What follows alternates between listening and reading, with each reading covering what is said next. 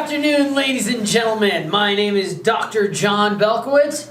I'm Dr. David Harris. And we're here today to talk to you about concrete. Now, I believe David knows the answer to this question today. And David... I'm not sure I do, John. I think you're going to go, that makes sense. Okay, David, we've got a question from John Voles 1 hour ago. Probably not an hour ago. David, would you like... Ding! So the question is, do I understand your comment correctly that ultra-high performance concrete has poor freeze-thaw performance? If so, why is that?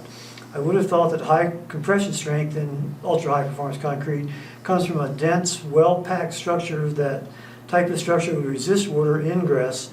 Love to hear your thoughts on ultra-high performance concrete can be made waterproof. That is a long question. Yeah. Thanks for the long questions. You bet. Go right ahead, Dr. John. Okay, so David, with ultra-high performance concrete, we have strengths in the 15,000, 10,000, 15,000, 17,000, 20,000 PSI range. Right. What can normally be recognized as the disadvantage of going up to that high strength? Well, sometimes we hear the issue that it makes it brittle. It makes it brittle. Do we often see that in the modulus elasticity, like we decrease the strain at failure? I think that has been reported, to answer your question. So making a brittle concrete matrix that can't deal with tensile or shear capacity, and let's say you have some residual water in your concrete that is in a freezing environment, what's going to happen? It's going to freeze. And then what's going to happen? And then what's going to happen? It's going to create tension. And then what's going to happen? It can't stand the tension. More so than a softer concrete. And normally softer concretes are concretes that have lower compressive strengths than... Well, it's depending on our definition of soft. Yeah, it either has a lower strength or has a lower modulus. So what we're talking about now is not a softer concrete. Right. So normally with these higher strength concretes that are more brittle, when that freezing and thawing, right, water ingress from a densified surface is pretty hard, but if there's already water in there that has not been used and is not in a glassy nature, it's more in a bulk nature, as that water expands, as I understand, water can expand 9 to 10 times its size? Something to that when it freezes? It definitely expands. I don't know the Right. ratio. Yeah.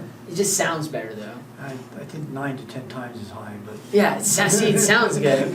So doing that, it creates these residual stresses within our pore structure that can overcome the tensile and shear capacity of our concrete and cause catastrophic failure or cleavage.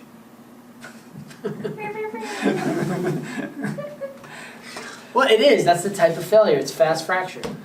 Yeah, so yeah, I guess if we get very high modulus, if it's not counterbalanced by the strength, I mean, here's modulus, here's strength. If it gets really stiff, right, and the strength isn't sufficient to capture that, then we'll call that brittle. Right. Right. Right, and that's oftentimes what is happening with these higher strengths, especially Right. 15 or 17, 20,000, 35,000 PSI stuff. Right. So yeah.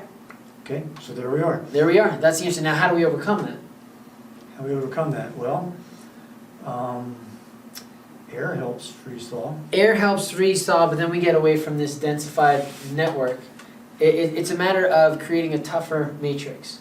Yeah, you know, it's like everything. I mean, we need the proper balance. We just can't go hell for stout, for strength, and ignore the other independent properties.